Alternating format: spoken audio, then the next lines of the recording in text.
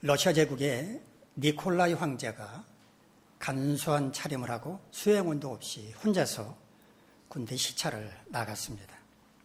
이리저리 둘러보다가 돌아가는 길에 두 갈래길을 만났습니다.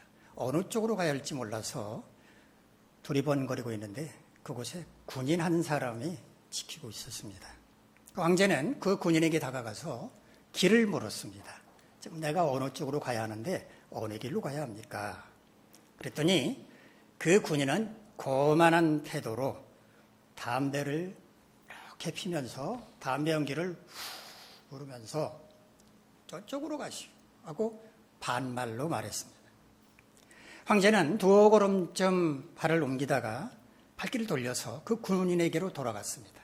그리고 물었습니다. 혹시 계급이 뭔가요? 하고 물었더니 그 군인은 뽀기듯이 배를 앞으로 쭉 내밀면서 자네가 한번 맞춰보게나 라고 말하는 것이었습니다. 황제가 말했습니다. 상사이십니까? 그러자 그 군인이 대답을 합니다. 아니, 그보다는 우일세. 소위입니까? 아니, 그 우일세. 중이신가요? 아니, 그 우일세. 대위이십니까? 라고 말했더니 그 군인은 자랑스럽다는 듯이 미소를 지으면서 그래, 내가 대위야 라고 말하더랍니다. 황제는 자신이 대위라면서 거들먹거리는 그 군인에게 참 훌륭한 군인이십니다 라고 대답을 하고 발길을 돌리려는데 그 군인이 뒷꼭지에 대고 물었습니다. 자네도 무슨 계급이 있나? 황제가 그에게 말했습니다. 네, 이번에는 대위님께서 한번 맞춰보시죠. 상사인가? 아닙니다. 그보다는 위입니다. 소위인가? 아닙니다. 그 위입니다. 중위인가? 그 위입니다. 그랬더니 그 군인이 눈치를 보기 시작했습니다. 중위보다 위라면 대위인데 자기하고 계급이 똑같지 않습니까? 같은 대위일 수도 있으니까 조금 긴장하는 태도였습니다. 그러면 나하고 같은 대위인가? 아닙니다. 그 위입니다. 그 순간 군인의 손가락에 끼어있던 담배가 땅에 떨어졌습니다. 거만하게 앞으로 내밀었던 배가 쑥 들어갔고 머리는 공손하게 숙여지고 목소리도 낮아졌습니다. 대위보다 위라면 자신의 상관이기 때문에 그렇습니다. 소령이십니까? 라고 조심스럽게 물었습니다. 아니, 그 위입니다. 중령이십니까? 황제가 생각했습니다. 이러다가는 계급 다 동원돼야 할 것 같으니까 그 자리에서 이렇게 말했습니다. 아니, 그보다는 한참 위입니다.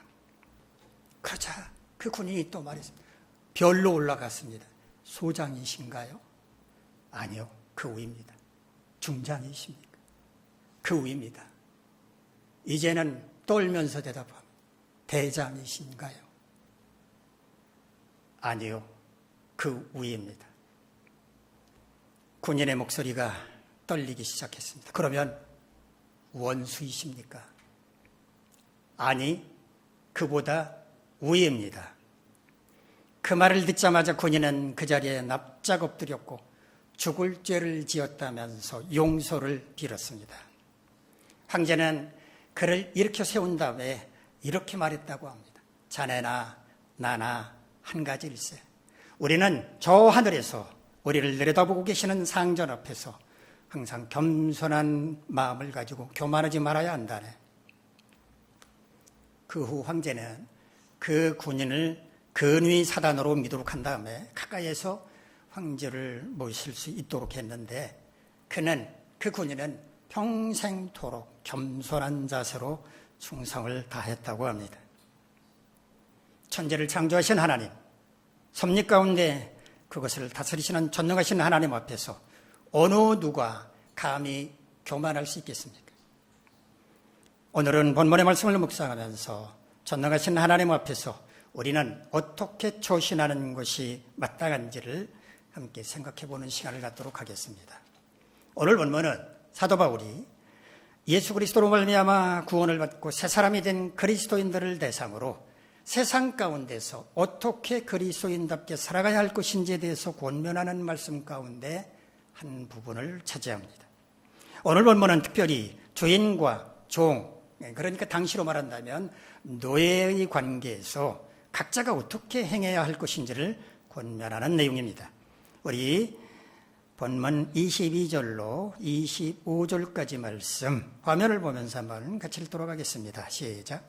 종들아 모든 일에 육신의 상전들에게 순종하되 사람을 기쁘게 하는 자와 같이 눈가림만 하지 말고 오직 주를 두려워하여 성실한 마음으로 하라. 무슨 일을 하든지 마음을 다하여 죽게 하듯 하고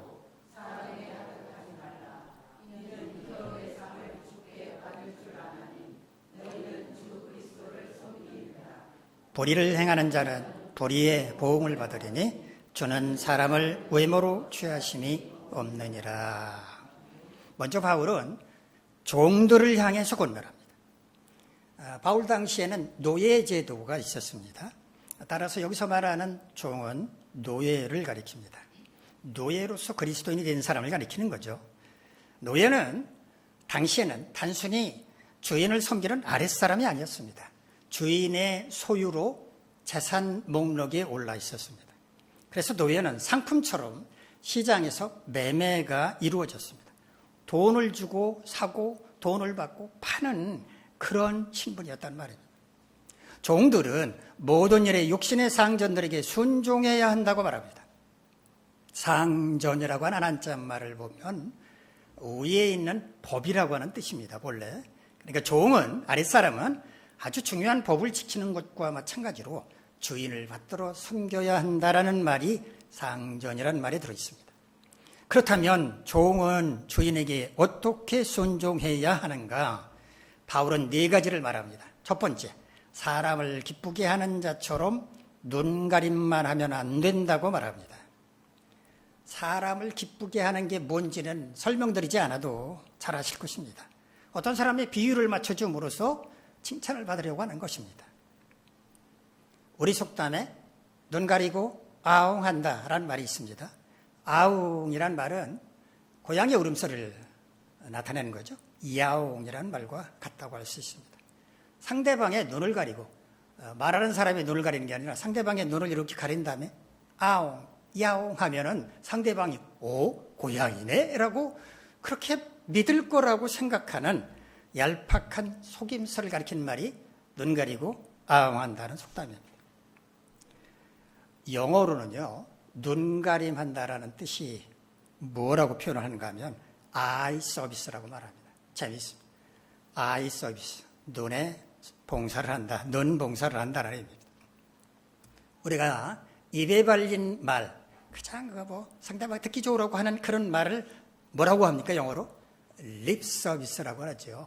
그런데 누군가에게 보여주려고 행동하는 것을 립이 아니라 눈, 아이 서비스라고 말을 합니다.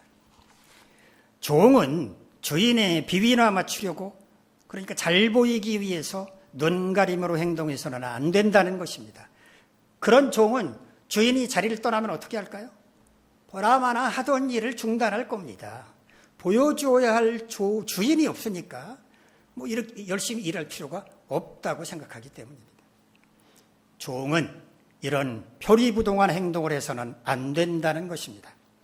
두 번째는 주님을 두려워하여 성실한 마음으로 순종해야 한다고 말합니다.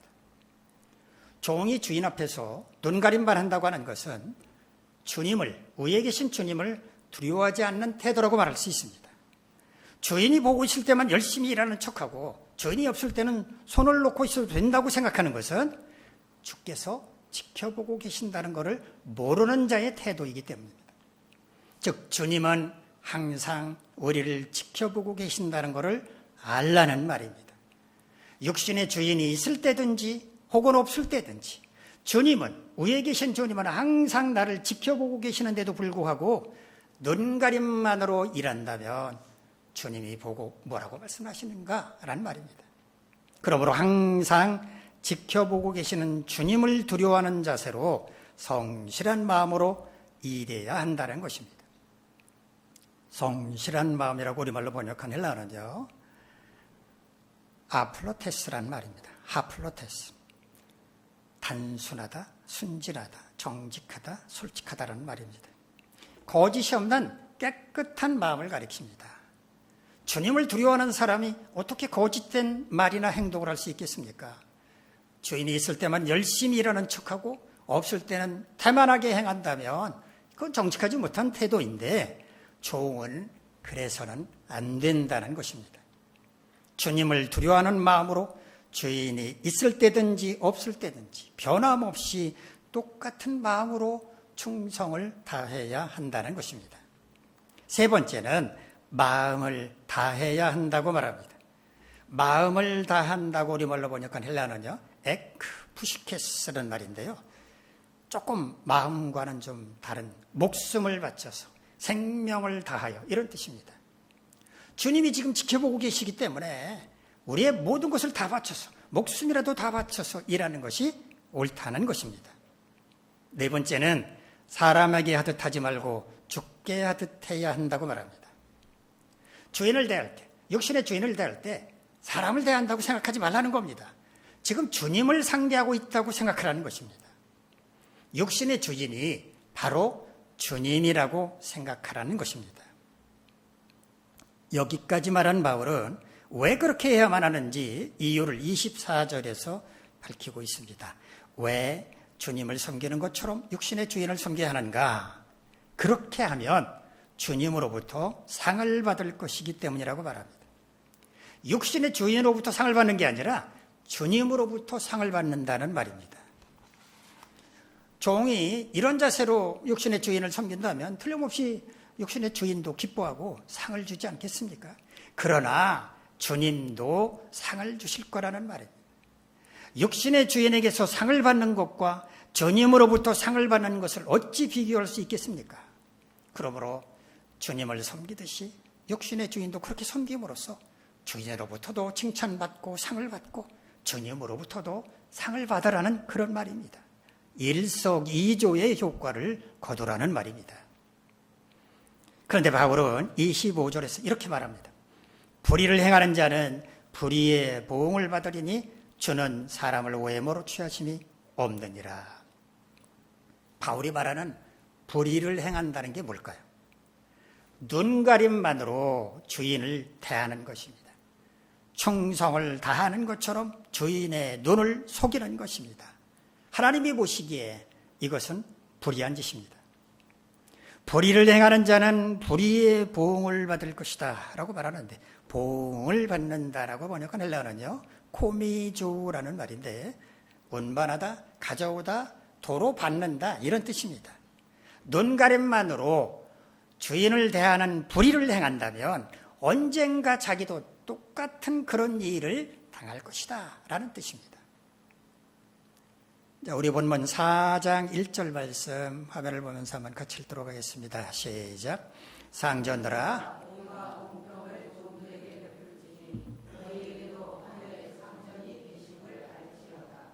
이번에는 상전들, 즉 종을 거느리는, 노예를 거느리는 주인들을 향한 권면입니다.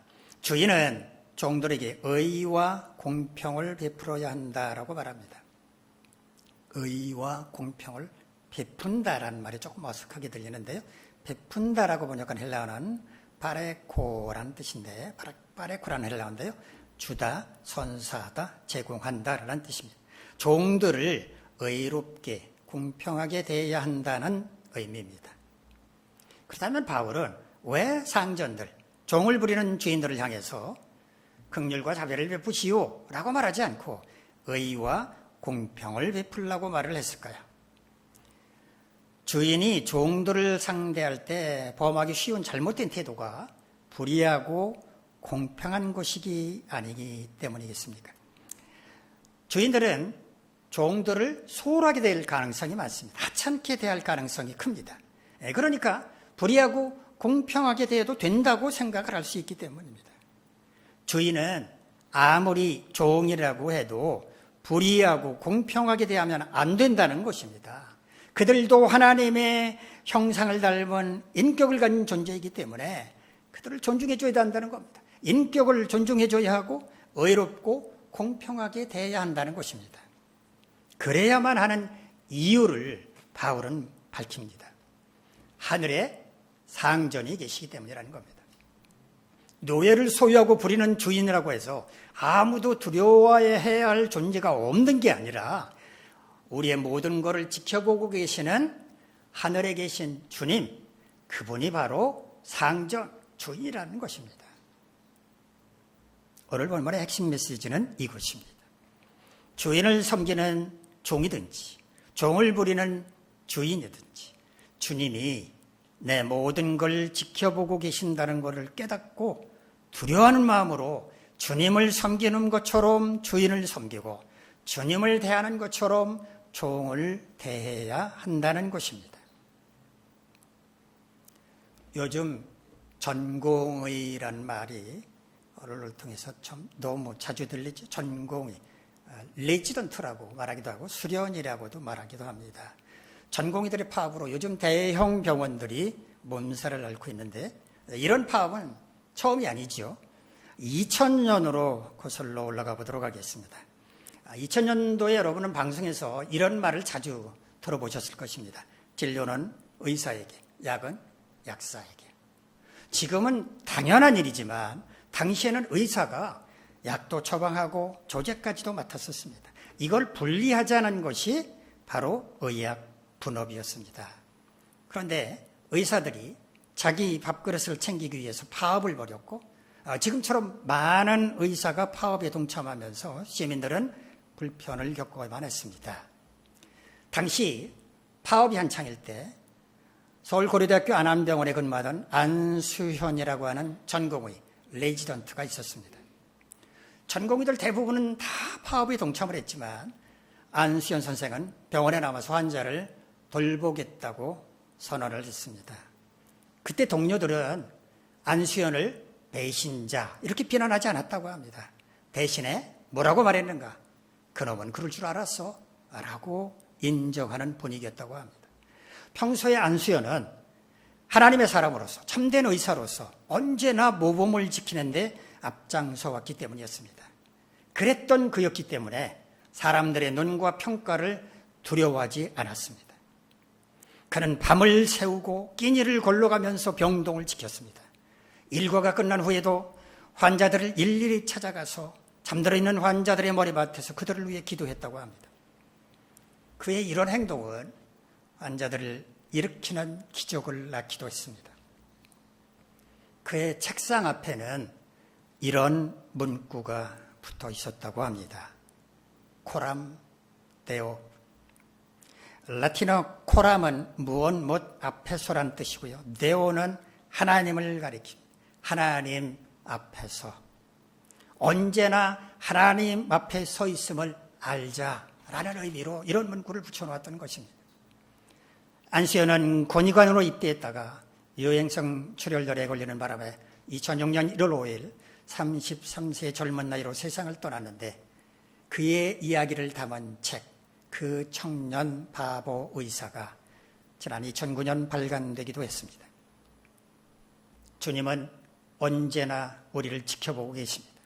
그러므로 우리는 언제나 우리의 말이나 행동을 조심해야 합니다. 주님이 보시기에 합당한지부터 먼저 생각해야 합니다.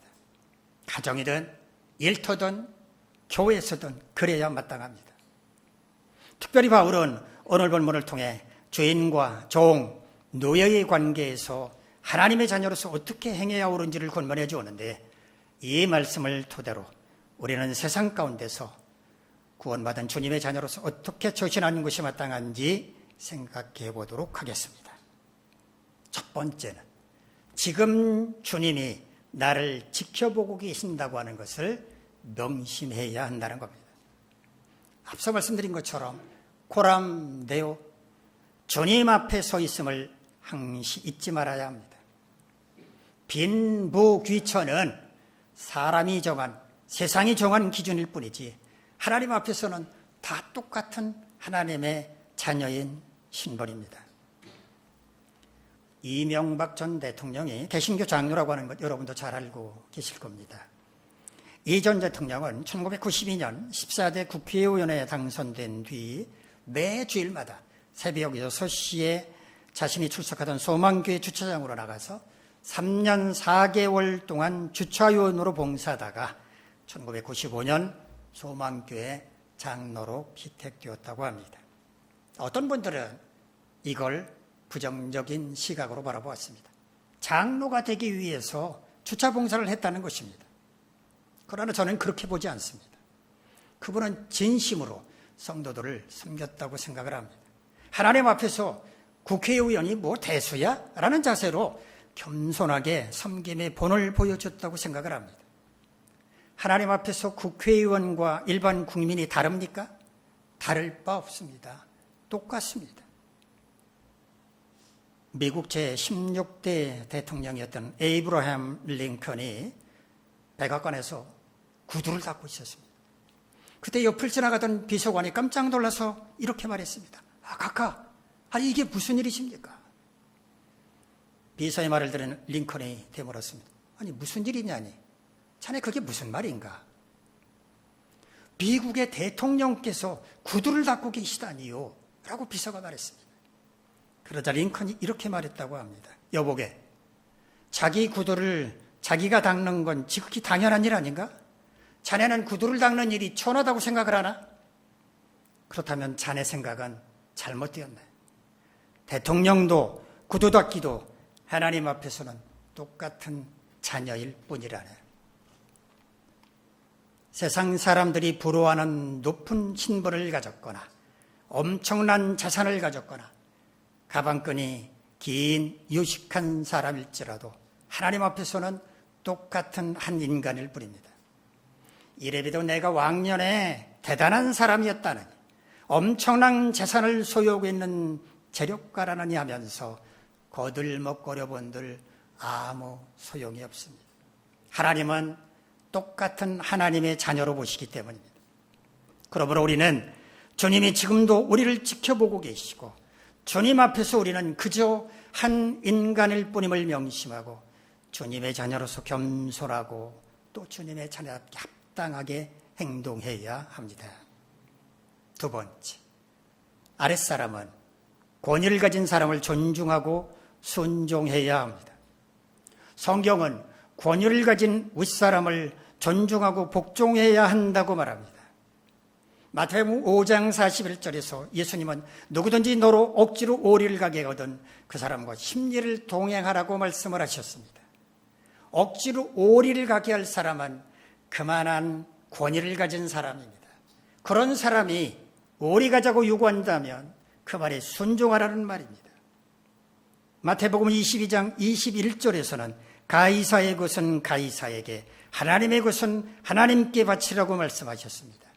가이사가 세금을 내라고 명령한 것에 복종해서 세금을 납부하는 것이 옳다는 말씀이었습니다. 바울도 로마서 13장에서 위에 있는 권세들에게 복종하라고 말했고, 베드로전서 2장 13절로 15절에서 베드로도 똑같이 주장했습니다. 하지만 세상에는 권위에 복종하지 않는 것이 대단한 투사라도 되는 것처럼 착각하는 사람들이 있습니다. 국민이 뽑은 대통령의 권위를 인정하지 않고 명분도 없는 탄핵까지 하겠다면서 얼음장을 놓습니다. 힘의 논리로 자기들 마음대로 하는 게 민주주의라고 착각하는데 그건 천박하고도 저급한 민주주의일 뿐입니다. 권위를 존중하고 그 권위에 순종하는 것이 진짜 민주주의고 품격 있는 민주주의입니다. 온열 질환이 요즘 유행하고 있습니다. 한낮의 기온이 35도, 높게는 37도까지 폭염이 계속되면서 전국에서 온열 질환자가 속출합니다. 온열 질환이 뭔지 아시죠? 무더위로 인해서 발생하는 질병을 온열 질환이라고 하죠. 열사병, 열탈진, 열경련, 열실신, 열부종 이런 것들이 바로 온열 질환입니다. 주로 햇볕이 강렬한 한낮에 야외에서 발생합니다. 그런데 경남 밀양시 상동면 고정보건진료소 관할의 말에서는 금년에 온열 질환자가 한 명도 발생하지 않았다고 합니다. 그 비결이 뭘까? 보건진료소장이 보건소를 찾아오는 어르신들에게 어르신, 오늘은 폭염이 심하니까 반일 나가지 마세요 라고 신신당부하기 때문이라고 합니다. 하루에 보건진료소를 찾아오는 어르신들이 20에서 40명 정도가 되는데 이분들에게 신신당부를 하면 이분들이 각 마을로 돌아가서 다른 분들에게 전파한다고 해요. 오늘은 밭에 나가지 말려, 진료소장에 나가지 말라고 그랬다고 그러면서 이렇게 전파를 하기 때문에 해당 마을에서는 한 번도 밭에 나가서 일하시는 분이 없다는 겁니다. 그래서 금년에 온열질환자가 한 사람도 발생하지 않았다는 겁니다. 보건진료소장의 권위에 순종하시는 어르신들이 지금과 같은 폭염에도 온열질환에 걸리지 않게 되는 것과 같이 우리가 권위를 가진 사람을 그 권위를 존중하고 순종할 때 우리는 주님의 자녀답게 세상에 평화를 만들어간 사람이 될 수 있다는 말입니다. 세 번째, 윗사람은 아랫사람을 의와 공평으로 대해야 합니다. 지도자의 자리에 오르게 되면 여러 가지 유혹을 만나게 되는데 그 가운데 하나는 자기를 적극적으로 지지하는 사람들에게 더 큰 관심과 사랑을 베풀어 주려는 것입니다. 사람이 이상 자기에게 호감을 표시하고 적극 지지하는데 싫어할 사람이 누가 있겠습니까? 그리고 그런 지지자가 있다고 하는 것은 지도자에게는 큰 힘이 되는 것이 분명합니다. 그런데 자기를 지지하는 사람에게 더 큰 관심과 사랑을 베풀려는 이 행위는 세력을 형성할 가능성이 크고 그것은 공동체에 좋지 않은 영향을 끼치게 될 수도 있습니다. 오늘 본문에서 바울이 말한 것처럼 그렇게 하는 것은 의와 공평을 실천한 것이 아니기 때문입니다. 노블레스 오블리주, 프랑스 속담에 이런 말이 있습니다. 노블레스 오블리주란 말을 번역을 하면 귀족 신분을 가진 사람에게는 의무가 지어진다라는 말인데 귀족은 귀족답게 행동해야 한다라는 의미입니다. 오늘 본문에서 바울이 주인들은 종들에게 의와 공평을 베풀어야 한다라고 말한 것도 노블레스 오블리주에 해당한다고 말할 수 있겠습니다.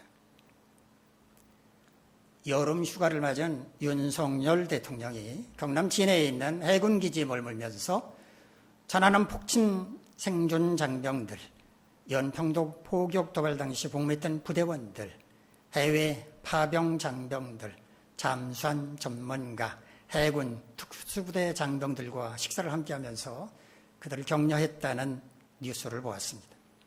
휴가 중에도 국군 통수권자로서 해야 할 역할을 감당하려고 노력했다는 소식에 마음이 든든했습니다.